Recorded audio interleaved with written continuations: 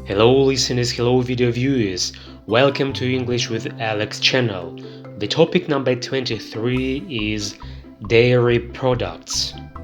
Dairy products are foods that are made from animal milk.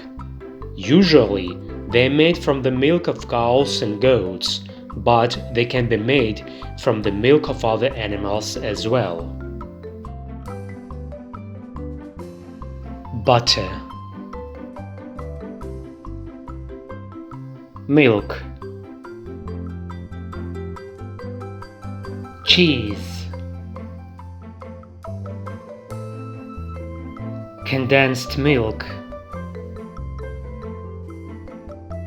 cottage cheese, cream, milk powder or dry milk, ghee, ice cream, yogurt, milkshake, soft cheese,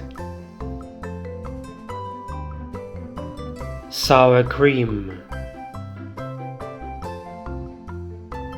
whey, kefir, fermented baked milk, curd,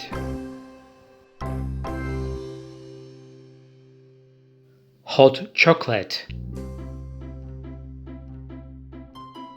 goat cheese, custard.